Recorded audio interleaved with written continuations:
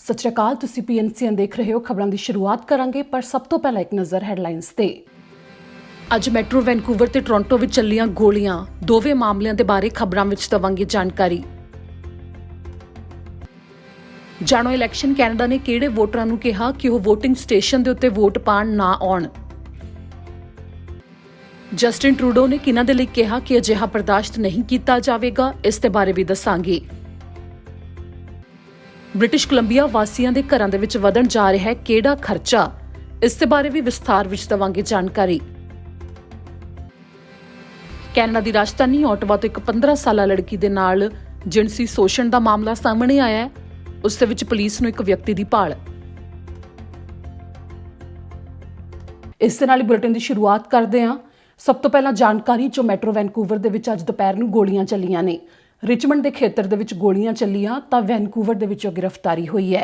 ਇਸ ਦੇ ਬਾਰੇ ਰਿਚਮੰਡ ਤੋਂ RCMP ਅਧਿਕਾਰੀਆਂ ਨੇ ਜਾਣਕਾਰੀ ਜਾਰੀ ਕੀਤੀ ਹੈ, ਜਿਸ ਦੇ ਵਿੱਚ ਉਹਨਾਂ ਨੇ ਕਿਹਾ ਹੈ ਕਿ ਇੱਕ 12:30 ਦੇ ਕਰੀਬ ਗੋਲੀਆਂ ਚੱਲਣ ਦਾ ਮਾਮਲਾ ਸਾਹਮਣੇ ਆਇਆ ਰਿਚਮੰਡ ਦੇ ਵਿੱਚ, ਤੇ ਦੂਜਾ ਮਾਮਲਾ 1:30 ਵਜੇ ਦੇ ਕਰੀਬ ਸਾਹਮਣੇ ਆਇਆ ਜਦੋਂ ਗੋਲੀਆਂ ਚੱਲਣ ਦੇ ਬਾਰੇ ਉਹਨਾਂ ਨੂੰ ਰਿਪੋਰਟਸ ਮਿਲੀਆਂ, ਜਿਸ ਤੋਂ ਬਾਅਦ ਉਹਨਾਂ ਨੇ ਇਹ ਵੀ ਕਿਹਾ ਕਿ ਇਹਨਾਂ ਗੋਲੀਆਂ ਦੇ ਚੱਲਣ ਤੋਂ ਬਾਅਦ ਕੋਈ ਵੀ ਜ਼ਖਮੀ ਤਾਂ ਨਹੀਂ ਹੋਇਆ ਹੈ, ਬਚਾ ਰਿਹਾ, ਪਰ ਇਸ ਮਾਮਲੇ ਵਿੱਚ ਇੱਕ ਸ਼ੱਕੀ ਵਿਅਕਤੀ ਨੂੰ ਗ੍ਰਿਫਤਾਰ ਕੀਤਾ ਗਿਆ ਹੈ, ਜਿਸ ਨੂੰ ਕਿ ਵੈਨਕੂਵਰ ਤੋਂ ਗ੍ਰਿਫਤਾਰ ਕੀਤਾ ਗਿਆ। ਇਸ ਮਾਮਲੇ ਦੇ ਉੱਤੇ ਅੱਗੇ ਹੋਰ ਜਾਂਚ ਕੀਤੀ ਜਾਵੇਗੀ, ਜਿਸ ਦੇ ਬਾਰੇ RCMP ਅਧਿਕਾਰੀਆਂ ਨੇ ਦੱਸਿਆ ਹੈ। ਫਿਲਹਾਲ ਇਸ ਦੇ ਉੱਤੇ ਜੇਕਰ ਕੋਈ ਹੋਰ ਜਾਣਕਾਰੀ ਸਾਹਮਣੇ ਆਵੇਗੀ ਤਾਂ ਸਾਨੂੰ ਦੱਸਾਂਗੇ, ਪਰ ਅੱਗੇ ਟੋਰਾਂਟੋ ਦੇ ਵਿੱਚ ਵੀ ਅੱਜ ਗੋਲੀਆਂ ਚੱਲਣ ਦਾ ਮਾਮਲਾ ਸਾਹਮਣੇ ਆਇਆ ਹੈ, ਉਸ ਦੇ ਬਾਰੇ ਹੁਣ ਤੁਹਾਨੂੰ ਦੱਸਦੇ ਹਾਂ। ਟੋਰਾਂਟੋ ਵਿੱਚ ਅੱਜ ਗੋਲੀਆਂ ਚੱਲਣ ਦਾ ਮਾਮਲਾ ਸਾਹਮਣੇ ਆਇਆ ਹੈ। ਸੋਮਵਾਰ ਦੀ ਦੁਪਹਿਰ ਨੂੰ ਗੋਲੀਆਂ ਚੱਲੀਆਂ, ਜਿਸ ਦੇ ਬਾਰੇ ਟੋਰਾਂਟੋ ਪੁਲਿਸ ਨੇ ਵਿਸਥਾਰ ਦੇ ਵਿੱਚ ਜਾਣਕਾਰੀ ਹਜੇ ਸਾਂਝੀ ਕਰਨੀ ਹੈ, ਪਰ ਸ਼ੁਰੂਆਤੀ ਜਾਂਚ ਦੇ ਦੌਰਾਨ ਉਹਨਾਂ ਨੇ ਦੱਸਿਆ ਕਿ ਹੰਬਰ ਬੁਲੇਵਾਰਡ ਤੇ ਹਿਲਡੇਲ ਰੋਡ ਦੇ ਉੱਤੇ ਵੈਸਟਰਨ ਰੋਡ ਤੇ ਸਟਰੀਟ ਕਲੀਅਰ ਐਵੇਨਿਊ ਵੈਸਟ ਦੇ ਨੇੜੇ ਗੋਲੀਆਂ ਚੱਲਣ ਦੇ ਬਾਰੇ ਉਹਨਾਂ ਨੂੰ ਰਿਪੋਰਟਸ ਮਿਲੀਆਂ ਸਨ। ਜਦੋਂ ਉਹ ਮੌਕੇ ਦੇ ਉੱਤੇ ਪਹੁੰਚੇ ਤਾਂ ਉੱਥੇ ਇੱਕ ਨੌਜਵਾਨ ਮੌਜੂਦ ਸੀ ਜਿਸ ਤੇ ਗੋਲੀ ਲੱਗੀ ਹੋਈ ਸੀ। ਉਸ ਨੂੰ ਤੁਰੰਤ ਹਸਪਤਾਲ ਪਹੁੰਚਾਇਆ ਗਿਆ, ਜਿਸ ਦੀ ਉਮਰ 20 ਸਾਲ ਦੇ ਨੇੜੇ ਹੀ ਦੱਸੀ ਗਈ ਹੈ। ਉਸ ਦੀ ਹਾਲਤ ਗੰਭੀਰਤਾ ਹੈ ਪਰ ਖਤਰੇ ਤੋਂ ਬਾਹਰ ਹੈ, ਟੋਰਾਂਟੋ ਪੈਰਾਮੈਡਿਕ ਸਰਵਿਸਿਜ਼ ਨੇ ਇਸ ਦੇ ਬਾਰੇ ਦੱਸਿਆ।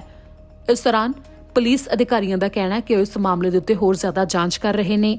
ਜੇਕਰ ਇਸ ਦੇ ਉੱਤੇ ਕੋਈ ਹੋਰ ਜਾਣਕਾਰੀ ਸਾਹਮਣੇ ਆਵੇਗੀ ਤਾਂ ਉਹ ਦੱਸਣਗੇ।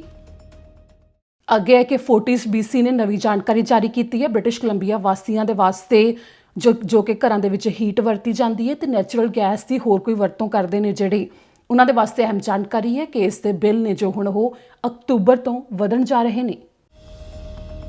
ਬ੍ਰਿਟਿਸ਼ ਕੋਲੰਬੀਆ ਦੇ ਵਿੱਚ ਨੈਚੁਰਲ ਗੈਸ ਦਾ ਰੇਟ ਵਧਣ ਜਾ ਰਿਹਾ ਹੈ ਅਕਤੂਬਰ 1 ਤੋਂ, ਜਿਸ ਦੇ ਬਾਰੇ ਫੋਰਟਿਸ BC ਨੇ ਐਲਾਨ ਕੀਤਾ ਹੈ, ਜਿਸ ਦੇ ਵਿੱਚ ਉਹਨਾਂ ਨੇ ਕਿਹਾ ਕਿ ਗ੍ਰਾਹਕ ਇਸ ਦੇ ਵਾਸਤੇ ਤਿਆਰ ਰਹਿਣ। ਘਰਾਂ ਨੂੰ ਗਰਮ ਰੱਖਣ ਦੇ ਵਾਸਤੇ ਜੋ ਨੈਚੁਰਲ ਗੈਸ ਦੀ ਵਰਤੋਂ ਕੀਤੀ ਜਾਂਦੀ ਹੈ, ਉਸ ਦੇ ਵਾਸਤੇ ਹੋਰ ਜ਼ਿਆਦਾ ਪੈਸੇ ਦੇਣੇ ਪੈਣਗੇ, ਜਿਸ ਦੇ ਵਿੱਚ ਖਾਸ ਤੌਰ ਦੇ ਉੱਤੇ ਲੋਅਰ ਮੇਨਲੈਂਡ, ਵੈਨਕੂਵਰ ਆਈਲੈਂਡ, ਇਹਨਾਂ ਥਾਵਾਂ ਦੇ ਉੱਤੇ ਜੋ ਗ੍ਰਾਹਕ ਨੇ ਉਹਨਾਂ ਦੇ ਉੱਤੇ ਪ੍ਰਭਾਵ ਪਵੇਗਾ। ਜਿਸ ਦੇ ਵਿੱਚ ਦੱਸਿਆ ਗਿਆ ਹੈ ਕਿ ਹਰ ਮਹੀਨੇ 9% ਤੱਕ ਦਾ ਵਾਧਾ ਦਰਜ ਕੀਤਾ ਜਾ ਸਕਦਾ ਹੈ, ਯਾਨੀ ਕਿ $8 ਵੱਧ ਬਿੱਲ ਆਵੇਗਾ, ਜੋ ਕਿ 1 ਅਕਤੂਬਰ ਤੋਂ ਸ਼ੁਰੂਆਤ ਹੋ ਰਹੀ ਹੈ। ਬਾਕੀ ਘਰ ਦੇ ਵਿੱਚ ਕਿੰਨੀ ਕੁ ਵਰਤੋਂ ਕੀਤੀ ਜਾਂਦੀ ਹੈ, ਇਸ ਦੀ ਔਸਤ ਦੇ ਉੱਤੇ ਵੀ ਇਹ ਖਰਚਾ ਨਿਰਭਰ ਕਰੇਗਾ। ਮਾਰਕੀਟ ਦੇ ਵਿੱਚ ਨੈਚੁਰਲ ਗੈਸ ਦੀ ਮੰਗ ਕਾਫੀ ਜ਼ਿਆਦਾ ਵੱਧ ਗਈ ਹੈ। ਇਸੇ ਨੂੰ ਕਾਰਨ ਦੱਸਿਆ ਗਿਆ ਫੋਰਟਿਸ BC ਦੇ ਵੱਲੋਂ ਕਿ ਕੰਪਨੀ ਨੇ ਇਹ ਫੈਸਲਾ ਲਿਆ ਕਿ ਗੈਸ ਦੇ ਰੇਟ ਨੂੰ ਬਦਲਿਆ ਜਾ ਰਿਹਾ ਹੈ।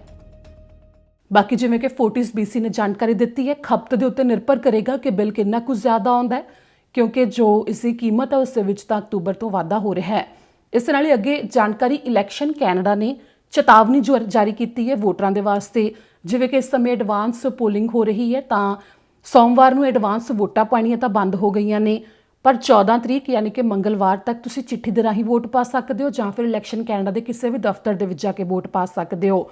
ਜਿਵੇਂ ਕਿ ਕੁਝ ਸੂਬਿਆਂ ਦੇ ਵੱਲੋਂ ਤਾਂ ਇਸ ਸਮੇਂ ਇਹ ਕਿਹਾ ਗਿਆ ਕਿ ਇਨਡੋਰ ਥਾਵਾਂ ਨੇ ਜਿਹੜੀਆਂ, ਉਹਨਾਂ ਥਾਵਾਂ ਦੇ ਉੱਤੇ ਜ਼ਰੂਰੀ ਨਹੀਂ ਹੋਵੇਗਾ ਮਾਸਕ ਪਾਉਣਾ, ਪਰ ਕਈ ਸੂਬੇ ਅਜਿਹੇ ਨੇ ਜਿਨ੍ਹਾਂ ਨੇ ਹਜੇ ਵੀ ਜ਼ਰੂਰੀ ਕੀਤਾ ਹੋਇਆ, ਜਿਵੇਂ ਕਿ ਬ੍ਰਿਟਿਸ਼ ਕੋਲੰਬੀਆ।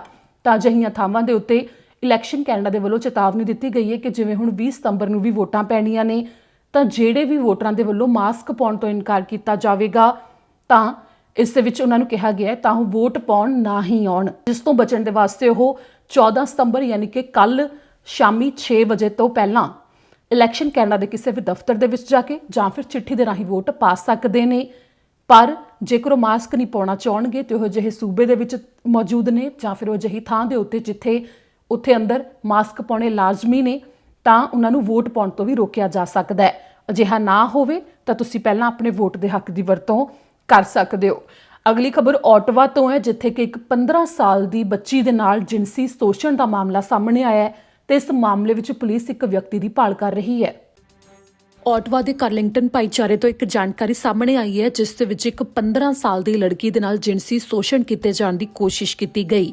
ਜਾਣਕਾਰੀ ਸਾਂਝੀ ਕਰਦੇ ਹੋਏ ਓਟਵਾ ਪੁਲਿਸ ਨੇ ਕਿਹਾ ਕਿ ਲੰਘੇ ਸ਼ੁੱਕਰਵਾਰ ਨੂੰ ਸਵੇਰੇ 8:30 ਵਜੇ ਦੇ ਕਰੀਬ ਦਾ ਸਮਾਂ ਸੀ, ਜਦੋਂ ਉਹ 15 ਸਾਲਾ ਲੜਕੀ ਆਪਣੇ ਦੋਸਤਾਂ ਨਾਲ ਮੌਜੂਦ ਸੀ ਜੋ ਕਿ ਲੈਪਰੇਰੀ ਐਵੇਨਿਊ ਤੇ ਕੈਵਨ ਸਟਰੀਟ ਦੇ ਉੱਤੇ ਮੌਜੂਦ ਸੀ। ਤਾਂ ਉੱਥੇ ਇੱਕ ਵਿਅਕਤੀ ਆਇਆ ਜੋ ਕਿ ਅਣਪਛਾਤਾ ਵਿਅਕਤੀ ਸੀ। ਉਸਨੇ ਉਸ ਲੜਕੀ ਦੇ ਨਾਲ ਜਿਨਸੀ ਸ਼ੋਸ਼ਣ ਕਰਨ ਦੀ ਕੋਸ਼ਿਸ਼ ਕੀਤੀ, ਜਿਸ ਦੇ ਬਾਰੇ ਜਾਣਕਾਰੀ ਦੱਸਦੇ ਹੋਏ ਦੱਸਿਆ ਗਿਆ ਕਿ ਉਹ ਗੋਰਾ ਵਿਅਕਤੀ ਸੀ, ਜਿਸ ਦੀ ਉਮਰ 30 ਤੋਂ 40 ਸਾਲ ਦੇ ਦਰਮਿਆਨ ਦੱਸੀ ਗਈ ਹੈ ਤੇ ਉਸ ਦਾ ਕੱਦ 5 ਫੁੱਟ 8 ਇੰਚ ਤੋਂ ਲੈ ਕੇ 5 ਫੁੱਟ 10 ਇੰਚ ਦੇ ਦਰਮਿਆਨ ਸੀ। ਜਿਸ ਦੇ ਬਾਰੇ ਜਾਣਕਾਰੀ ਦੱਸਦੇ ਹੋਏ ਇਹ ਵੀ ਦੱਸਿਆ ਗਿਆ ਹੈ ਕਿ ਉਸੇ ਦਾੜੀ ਵੀ ਸੀ, ਜਿਸੇ ਗੂੜੇ ਰੰਗ ਦੇ ਵਾਲ ਸਨ ਤੇ ਉਸਨੇ ਗਲਾਸਿਸ ਪਾਏ ਹੋਏ ਸੀ ਉਸ ਸਮੇਂ, ਤੇ ਉਹ ਇੰਗਲਿਸ਼ ਬੋਲਦਾ ਸੀ ਪਰ ਉਸਦਾ ਐਕਸੈਂਟ ਇੰਗਲਿਸ਼ ਵਾਲਾ ਨਹੀਂ ਸੀ। ਜਿਸ ਦੇ ਵਾਸਤੇ ਕਿਹਾ ਗਿਆ ਹੈ ਕਿ ਸੈਕਸ਼ੂਅਲ ਅਸੌਲਟ ਤੇ ਚਾਈਲਡ ਅਬਿਊਜ਼ ਯੂਨਿਟ ਦੇ ਨਾਲ 613 236 1222 ਦੇ ਉੱਤੇ ਫੋਨ ਕਰਕੇ ਜਾਣਕਾਰੀ ਦਿੱਤੀ ਜਾ ਸਕਦੀ ਹੈ ਜੇਕਰ ਇਸ ਦੇ ਬਾਰੇ ਕਿਸੇ ਨੂੰ ਵੀ ਕੁਝ ਪਤਾ ਹੋਵੇ। ਪੁਲਿਸ ਅਧਿਕਾਰੀਆਂ ਨੇ ਕਿਹਾ ਹੈ ਕਿ ਜੇਕਰ ਕੋਈ ਆਪਣੀ ਪਛਾਣ ਦੱਸੇ ਬਿਨਾਂ ਉਸ ਦੇ ਬਾਰੇ ਜਾਣਕਾਰੀ ਸਾਂਝੀ ਕਰਨਾ ਚਾਹੁੰਦਾ ਹੈ ਤਾਂ 1800 222 8477 ਦੇ ਉੱਤੇ ਸੰਪਰਕ ਕੀਤਾ ਜਾ ਸਕਦਾ ਹੈ ਕ੍ਰਾਈਮ ਸਟਾਪਰਸ ਦੇ ਨਾਲ। ਅੱਗੇ ਜਾਣਕਾਰੀ ਹੈ ਕਿ ਜਿਵੇਂ ਜਸਟਿਨ ਟਰੂਡੋ ਲਿਬਰਲ ਲੀਡਰ ਨੇ ਜੋ ਤੇ ਜਗਮੀਤ ਸਿੰਘ ਐਨਡੀਪੀ ਲੀਡਰ ਤੇ ਹੋਰ ਪਾਰਟੀਆਂ ਦੇ ਲੀਡਰਾਂ ਦੇ ਵੱਲੋਂ ਵੀ ਅੱਜ ਜ਼ਿਕਰ ਕੀਤਾ ਗਿਆ, ਜਿਨ੍ਹਾਂ ਨੇ ਕਿਹਾ ਕਿ ਬਿਲਕੁਲ ਵੀ ਬਰਦਾਸ਼ਤ ਨਹੀਂ ਕੀਤਾ ਜਾਵੇਗਾ ਜੋ ਹਸਪਤਾਲਾਂ ਦੇ ਅੱਗੇ ਪ੍ਰਦਰਸ਼ਨ ਹੋ ਰਹੇ ਨੇ ਤੇ ਜਿਹੜੇ ਸਿਹਤ ਕਾਮੇ ਨੇ ਜਦੋਂ ਕੰਮ ਦੇ ਵਾਸਤੇ ਹਸਪਤਾਲਾਂ ਵਿੱਚ ਜਾਂਦੇ ਨੇ ਤਾਂ ਉਹਨਾਂ ਦੇ ਲਈ ਭੱਦੀ ਸ਼ਬਦਾਵਲੀ ਦੀ ਵਰਤੋਂ ਕੀਤੇ ਜਾਣ ਦੇ ਮਾਮਲੇ ਸਾਹਮਣੇ ਆਏ ਨੇ। ਉਹਨਾਂ ਦੇ ਉੱਤੇ ਥੁੱਕਣ ਦੇ ਮਾਮਲੇ ਵੀ ਸਾਹਮਣੇ ਆਏ ਨੇ, ਜਿਸ ਦੇ ਵਿੱਚ ਕਿਹਾ ਗਿਆ ਕਿ ਸਿਹਤ ਕਾਮਿਆਂ ਦੇ ਅੰਦਰ ਡਰ ਪਾਇਆ ਜਾਵੇ। ਇਹ ਬਿਲਕੁਲ ਵੀ ਸਹੀ ਨਹੀਂ ਹੈ ਜਦੋਂ ਉਹ ਕੰਮ ਦੇ ਉੱਤੇ ਜਾਣ।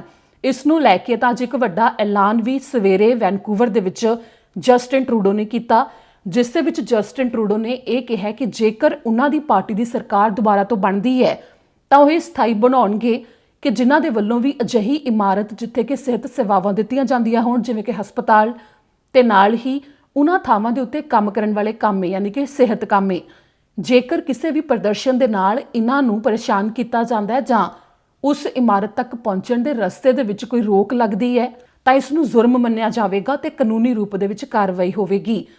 ਕਿਉਂਕਿ ਸੋਮਵਾਰ ਦੇ ਦਿਨ ਸੀ ਜਿਵੇਂ ਅੱਜ, ਤਾਂ ਅੱਜ ਵੀ ਕੈਨੇਡਾ ਭਰ ਦੇ ਵਿੱਚ ਪ੍ਰਦਰਸ਼ਨ ਹੋਏ ਨੇ। ਵੱਖੋ ਵੱਖਰੇ ਹਸਪਤਾਲਾਂ ਦੇ ਅੱਗੇ ਉਹ ਪ੍ਰਦਰਸ਼ਨਕਾਰੀ ਪਹੁੰਚੇ ਹੋਏ ਸਨ, ਜਿਨ੍ਹਾਂ ਦੇ ਵੱਲੋਂ ਜੋ ਟੀਕਿਆਂ ਨੂੰ ਲਾਜ਼ਮੀ ਕੀਤੇ ਜਾਣ ਦੇ ਖਿਲਾਫ ਪ੍ਰਦਰਸ਼ਨ ਕੀਤੇ ਜਾ ਰਹੇ ਨੇ ਤੇ ਕੋਵਿਡ-19 ਦੀਆਂ ਹਦਾਇਤਾਂ ਦਾ ਵਿਰੋਧ ਕੀਤਾ ਜਾ ਰਿਹਾ ਹੈ। ਇਸ ਦੇ ਨਾਲ ਹੀ ਹੁਣ ਅਗਲੀ ਖਬਰ ਦੇ ਵੱਲ ਰੁਕ ਕਰਾਂਗੇ, ਜੋ ਪੈਂਟਿੰਗਟਨ ਤੋਂ ਇੱਕ ਮਾਮਲਾ ਸਾਹਮਣੇ ਆਇਆ ਸੀ। ਤੁਹਾਡੇ ਨਾਲ ਅਸੀਂ ਜਾਣਕਾਰੀ ਪਹਿਲਾਂ ਵੀ ਸਾਂਝੀ ਕੀਤੀ ਸੀ ਕਿ ਇੱਕ ਸਕੂਲ ਦੇ ਵਿੱਚ ਦੇਹ ਮਿਲੀ ਹੈ। ਉਸੇ ਮਾਮਲੇ ਵਿੱਚ ਪੁਲਿਸ ਨੇ ਹੋਰ ਜਾਣਕਾਰੀ ਸਾਂਝੀ ਕੀਤੀ ਹੈ ਤੇ ਉਸ ਨੌਜਵਾਨ ਦੀ ਤਸਵੀਰ ਤੇ ਨਾਮ ਜਨਤਕ ਕੀਤਾ ਹੈ। ਬ੍ਰਿਟਿਸ਼ ਕੋਲੰਬੀਆ ਦੇ ਪੈਂਟਿੰਗਟਨ ਤੋਂ ਇੱਕ ਸਕੂਲ ਦੇ ਵਿੱਚ ਇੱਕ ਨੌਜਵਾਨ ਦੀ ਜਾਨ ਚਲੇ ਜਾਣ ਦੇ ਬਾਰੇ ਜਾਣਕਾਰੀ ਸਾਹਮਣੇ ਆਈ ਸੀ, ਜਿਸ ਦੇ ਬਾਰੇ ਤੁਹਾਨੂੰ ਪਹਿਲਾਂ ਵੀ ਦੱਸਿਆ ਸੀ ਤੇ ਹੁਣ ਉਸ ਦੇ ਬਾਰੇ ਅੱਗੇ ਪੁਲਿਸ ਨੇ ਨੌਜਵਾਨ ਦੀ ਪਛਾਣ ਨੂੰ ਜਨਤਕ ਕੀਤਾ ਹੈ ਤੇ ਹੋਰ ਜਾਣਕਾਰੀ ਸਾਂਝੀ ਕੀਤੀ ਹੈ। ਪੁਲਿਸ ਨੇ ਕਿਹਾ ਕਿ ਪੈਂਟਿੰਗਟਨ ਸੈਕੰਡਰੀ ਸਕੂਲ ਦੇ ਵਿੱਚ ਸਤੰਬਰ 5 ਦਿਨ ਐਤਵਾਰ ਦਾ ਦਿਨ ਸੀ ਜਦੋਂ 22 ਸਾਲਾ ਤਾਇਟ ਸੈਵੇਜ ਨਾਮਕ ਨੌਜਵਾਨ ਜੋ ਕਿ ਉਹਨਾਂ ਨੂੰ ਉੱਥੇ ਮਿਲਿਆ, ਉਸ ਨੂੰ ਹਸਪਤਾਲ ਵੀ ਭਰਤੀ ਕਰਵਾਇਆ ਗਿਆ ਪਰ ਉਹ ਬਚ ਨਹੀਂ ਸਕਿਆ। ਪੁਲਿਸ ਅਧਿਕਾਰੀਆਂ ਦਾ ਮੰਨਣਾ ਹੈ ਕਿ ਇਹ ਕਤਲ ਦਾ ਮਾਮਲਾ ਹੈ ਤੇ ਇਸ ਦੇ ਬਾਰੇ ਸੋਮਵਾਰ ਨੂੰ ਜਦੋਂ ਪੈਂਟਿੰਗਟਨ RCMP ਨੇ ਜਾਣਕਾਰੀ ਸਾਂਝੀ ਕੀਤੀ ਹੈ ਤਾਂ ਇਸ ਲਈ ਉਹਨਾਂ ਨੇ ਕਿਹਾ ਕਿ ਸੈਵੇਜ ਦੀ ਪਛਾਣ ਨੂੰ ਉਹ ਜਨਤਕ ਕਰ ਰਹੇ ਨੇ ਤੇ 2 ਤਸਵੀਰਾਂ ਸਾਂਝੀਆਂ ਕਰ ਰਹੇ ਨੇ ਤਾਂ ਕਿ ਜੇਕਰ ਉਸ ਨੂੰ ਕੋਈ ਜਾਣਦਾ ਹੋਵੇ ਤੇ ਇਸ ਮਾਮਲੇ ਦੇ ਬਾਰੇ ਕੋਈ ਜਾਣਕਾਰੀ ਹੋਵੇ ਤਾਂ ਉਹ ਸਾਹਮਣੇ ਆਵੇ ਤੇ ਪੁਲਿਸ ਦੇ ਨਾਲ ਉਸ ਜਾਣਕਾਰੀ ਨੂੰ ਸਾਂਝਾ ਕੀਤਾ ਜਾਵੇ। ਪੁਲਿਸ ਨੇ ਕਿਹਾ ਕਿ ਉਹ ਜਾਣਦੇ ਸਨ ਕਿ ਆਖਰੀ ਵਾਰ ਸੈਵੇਜ ਨੂੰ ਮੇਨ ਸਟਰੀਟ ਦੇ ਖੇਤਰ ਵਿੱਚ ਦੇਖਿਆ ਗਿਆ ਸੀ, ਪਰ ਉਸ ਤੋਂ ਬਾਅਦ ਉਸ ਉੱਤੇ ਜਾਨਲੇਵਾ ਹਮਲਾ ਹੋਇਆ ਹੋ ਸਕਦਾ ਹੈ, ਜਿਸ ਨੇ ਕਿ ਆਖਰੀ ਵਾਰ ਹੁਡਡ ਸਵੈਟਸ਼ਰਟ ਪਾਈ ਹੋਈ ਸੀ ਤੇ ਗ੍ਰੇ ਰੰਗ ਦੀ ਪੈਂਟ ਪਾਈ ਹੋਈ ਸੀ। ਜਾਂਚ ਟੀਮ ਦਾ ਕਹਿਣਾ ਹੈ ਕਿ ਆਖਰੀ ਵਾਰ ਜੇਕਰ ਕਿਸੇ ਨੇ ਵੀ ਉਸ ਨੂੰ ਦੇਖਿਆ ਤੇ ਉਸ ਖੇਤਰ ਦੇ ਵਿੱਚ ਜੇਕਰ ਕੋਈ ਮੌਜੂਦ ਸੀ ਸਤੰਬਰ 5 ਦੀ ਸਵੇਰ ਨੂੰ ਤਾਂ ਪੁਲਿਸ ਅਧਿਕਾਰੀਆਂ ਨੂੰ ਇਸ ਦੇ ਬਾਰੇ ਜ਼ਰੂਰ ਦੱਸਿਆ ਜਾਵੇ। ਅੱਗੇ ਜਾਣਕਾਰੀ ਹੈ ਕਿ ਜਿਵੇਂ ਪਿਛਲੇ ਹਫਤੇ ਹਜੇ ਮੰਗਲਵਾਰ ਨੂੰ ਹੀ ਸਕੂਲ ਖੁੱਲੇ ਨੇ ਤਾਂ ਕਈ ਥਾਵਾਂ ਦੇ ਉੱਤੇ ਸਕੂਲਾਂ ਵਿੱਚੋਂ ਕੋਵਿਡ-19 ਦੇ ਮਾਮਲੇ ਸਾਹਮਣੇ ਆਏ ਨੇ। ਓਨਟਾਰੀਓ ਦੇ ਵਿੱਚ ਤਾਂ ਇੱਕ ਸਕੂਲ ਨੂੰ ਇੱਕ ਹਫਤੇ ਦੇ ਵਾਸਤੇ ਬੰਦ ਵੀ ਕਰ ਦਿੱਤਾ ਗਿਆ ਹੈ। Upper Canada district school board ਨੇ ਜਾਣਕਾਰੀ ਦਿੱਤੀ ਹੈ ਕਿ ਓਨਟਾਰੀਓ ਦੇ ਕੌਰਨਵਾਲ ਦੇ ਵਿੱਚ ਇੱਕ ਸਕੂਲ ਨੂੰ ਕੋਵਿਡ-19 ਦੇ ਮਾਮਲਿਆਂ ਦੇ ਕਰਕੇ ਬੰਦ ਕਰ ਦਿੱਤਾ ਗਿਆ ਇੱਕ ਹਫ਼ਤੇ ਦੇ ਲਈ। ਐਤਵਾਰ ਦੀ ਰਾਤ ਨੂੰ UCDSB ਨੇ ਜਾਣਕਾਰੀ ਦਿੰਦੇ ਹੋਏ ਦੱਸਿਆ ਕਿ ਵਿਸਕਾਊਂਟ ਅਲੈਗਜ਼ੈਂਡਰ ਪਬਲਿਕ ਸਕੂਲ ਨੂੰ ਬੰਦ ਕੀਤਾ ਜਾਵੇਗਾ ਇੱਕ ਹਫ਼ਤੇ ਦੇ ਲਈ, ਜਿਸ ਦੇ ਬਾਰੇ ਵਿਸਥਾਰ ਦੇ ਵਿੱਚ ਸਿਹਤ ਵਿਭਾਗ ਨੇ ਜਾਣਕਾਰੀ ਦਿੰਦੇ ਹੋਏ ਕਿਹਾ ਕਿ ਵਿਸਕਾਊਂਟ ਅਲੈਗਜ਼ੈਂਡਰ ਪਬਲਿਕ ਸਕੂਲ ਨੂੰ ਈਸਟਰਨ ਓਨਟਾਰੀਓ ਹੈਲਥ ਯੂਨਿਟ ਦੇ ਵੱਲੋਂ ਸਤੰਬਰ 20 ਤੱਕ ਬੰਦ ਕੀਤੇ ਜਾਣ ਦੇ ਵਾਸਤੇ ਐਲਾਨ ਕੀਤਾ ਗਿਆ ਹੈ, ਜਿਸ ਦੇ ਵਿੱਚ ਕੋਵਿਡ-19 ਦੇ ਮਾਮਲੇ ਪਾਏ ਗਏ ਨੇ ਤੇ ਉੱਥੇ ਤੋਂ ਹੀ ਕੋਵਿਡ-19 ਦੇ ਮਾਮਲੇ ਭਾਈਚਾਰੇ ਦੇ ਵਿੱਚ ਵੀ ਪਾਏ ਜਾਣ ਦੀ ਜਾਣਕਾਰੀ ਦਿੱਤੀ ਗਈ ਹੈ।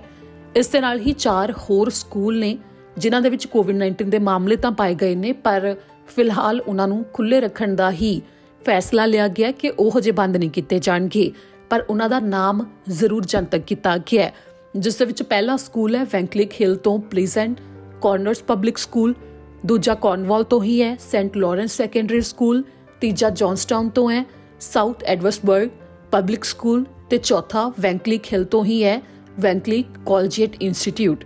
ਇਹ 4 ਸਕੂਲ ਨੇ, ਇਹਨਾਂ ਦੇ ਵਿੱਚ ਵੀ ਕੋਵਿਡ-19 ਦੇ ਮਾਮਲੇ ਪਾਏ ਗਏ ਨੇ।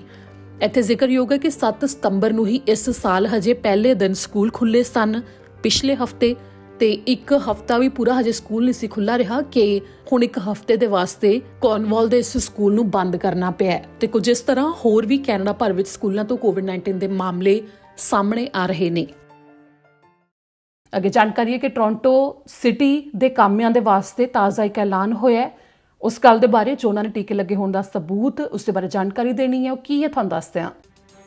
ਸਿਟੀ ਆਫ ਟੋਰਾਂਟੋ ਦੇ ਵਾਸਤੇ ਜੋ ਕਾਮੇ ਕੰਮ ਕਰ ਰਹੇ ਨੇ ਉਹ ਆਪਣੇ ਟੀਕੇ ਲੱਗੇ ਹੋਣ ਦੀ ਜਾਣਕਾਰੀ ਸਾਂਝੀ ਕਰਨ। ਇਸ ਦੇ ਬਾਰੇ ਪਹਿਲਾਂ ਤਾਂ ਆਖਰੀ ਤਰੀਕ ਅੱਜ ਦੀ ਰੱਖੀ ਗਈ ਸੀ, ਪਰ ਹੁਣ ਇਸ ਹਫ਼ਤੇ ਦੇ ਅੰਤ ਤੱਕ ਦਾ ਸਮਾਂ ਕਾਮਿਆਂ ਨੂੰ ਦੇ ਦਿੱਤਾ ਗਿਆ ਹੈ, ਜਿਸ ਦੇ ਵਿੱਚ ਕਿਹਾ ਗਿਆ ਹੈ ਕਿ ਜੋ ਹੁਣ ਟੀਕੇ ਲਾਜ਼ਮੀ ਕੀਤੇ ਗਏ ਨੇ ਕਾਮਿਆਂ ਦੇ ਵਾਸਤੇ, ਜਿਵੇਂ ਕਿ ਉਹ ਇਸ ਮਹੀਨੇ ਦੇ ਅੰਤ ਤੱਕ ਲਾਗੂ ਹੋ ਰਿਹਾ ਹੈ, ਤਾਂ ਉਸ ਤੋਂ ਪਹਿਲਾਂ ਸਿਟੀ ਆਫ ਟੋਰਾਂਟੋ ਦੇ ਕਾਮਿਆਂ ਦੇ ਲਈ ਕਿਹਾ ਗਿਆ ਹੈ ਕਿ ਜਿਹੜੇ ਕਿ ਟੀਕੇ ਨਹੀਂ ਲਗਵਾਉਣਾ ਚਾਹੁੰਦੇ ਤੇ ਨਾਲ ਹੀ ਉਹ ਆਪਣੀ ਜਾਣਕਾਰੀ ਨੂੰ ਸਾਂਝੀ ਕਰਨ ਤੋਂ ਵੀ ਇਨਕਾਰ ਕਰ ਰਹੇ ਨੇ, ਉਹਨਾਂ ਨੂੰ ਅਜਿਹੇ ਇਨਫੋਰਮੇਸ਼ਨਲ ਸੈਸ਼ਨ ਦੇ ਵਿੱਚ ਭਾਗ ਲੈਣਾ ਪਵੇਗਾ ਜਿੱਥੇ ਕਿ ਕੋਵਿਡ-19 ਦੇ ਟੀਕਿਆਂ ਦੇ ਫਾਇਦੇ ਦੇ ਬਾਰੇ ਦੱਸਿਆ ਜਾਵੇਗਾ। ਇਸ ਸਮੇਂ ਹੁਣ ਜਿੰਨੇ ਵੀ ਕਾਮੇ ਨੇ ਉਹਨਾਂ ਦੇ ਕੋਲ ਸਤੰਬਰ 30 ਤੱਕ ਦਾ ਸਮਾਂ ਹੈ ਕਿ ਉਹ ਆਪਣੇ ਕੋਵਿਡ-19 ਦੇ ਟੀਕੇ ਦੀ ਪਹਿਲੀ ਡੋਜ਼ ਲਗਵਾ ਲੈਣ, ਤੇ ਅਕਤੂਬਰ 30 ਤੱਕ ਦਾ ਸਮਾਂ ਹੋਵੇਗਾ ਜਦੋਂ ਤੱਕ ਕੋਵਿਡ-19 ਦੇ ਦੋਵੇਂ ਟੀਕੇ ਲਗਵਾਏ ਹੋਣੇ ਚਾਹੀਦੇ ਹੋਣਗੇ, ਜਿਸ ਦੇ ਬਾਰੇ ਜਿਵੇਂ ਕਿ ਅੱਜ ਦੀ ਤਰੀਕ ਪਹਿਲਾਂ ਮਿੱਥੀ ਗਈ ਸੀ ਕਿ ਕਾਮਿਆਂ ਨੂੰ ਆਪਣੀ ਜਾਣਕਾਰੀ ਸਾਂਝੀ ਕਰਨੀ ਪਵੇਗੀ, ਤਾਂ ਇਸ ਨੂੰ ਹੁਣ ਅੱਗੇ ਦੇ ਵਾਸਤੇ ਹੋਰ ਜ਼ਿਆਦਾ ਵਧਾ ਦਿੱਤਾ ਗਿਆ ਹੈ, ਜਿਸ ਦੇ ਲਈ ਕਿਹਾ ਗਿਆ ਕਿ ਸਤੰਬਰ 17 ਸ਼ੁੱਕਰਵਾਰ ਤੱਕ ਕਾਮਿਆਂ ਨੂੰ ਦੱਸਣਾ ਪਵੇਗਾ ਕਿ ਉਹਨਾਂ ਨੇ ਟੀਕੇ ਲਗਵਾਏ ਨੇ ਜਾਂ ਨਹੀਂ, ਤੇ ਜਿਨ੍ਹਾਂ ਨੇ ਨਹੀਂ ਲਗਵਾਏ, ਜੋ ਇਨਕਾਰ ਕਰ ਰਹੇ ਨੇ, ਉਹਨਾਂ ਨੂੰ 30 ਸਤੰਬਰ ਤੱਕ ਕੋਵਿਡ-19 ਦੇ ਟੀਕੇ ਦੀ ਪਹਿਲੀ ਡੋਜ਼ ਲਗਵਾਉਣੀ ਪਵੇਗੀ। ਪਰ ਇਸ ਸਮੇਂ ਹਜੇ ਤੱਕ ਸਿਟੀ ਨੇ ਇਹ ਸਾਫ਼ ਨਹੀਂ ਕੀਤਾ ਕਿ ਜਿਹੜੇ ਕਿ ਕੋਵਿਡ-19 ਦੇ ਟੀਕੇ ਲਗਵਾਉਣ ਤੋਂ ਇਨਕਾਰ ਕਰਨਗੇ ਉਹਨਾਂ ਦੇ ਲਈ ਕੀ ਕਦਮ ਚੁੱਕੇ ਜਾਣਗੇ 30 ਸਤੰਬਰ ਤੋਂ ਬਾਅਦ ਦੇ ਵਾਸਤੇ ਵੀ। ਇਹ ਸਨ ਹੁਣ ਤੱਕ ਦੀਆਂ ਵਿਸ਼ੇਸ਼ ਖਬਰਾਂ। ਇਸ ਨਾਲ ਹੀ ਮੈਨੂੰ ਦਿਓ ਇਜਾਜ਼ਤ। ਸਤਿ ਸ਼੍ਰੀ ਅਕਾਲ।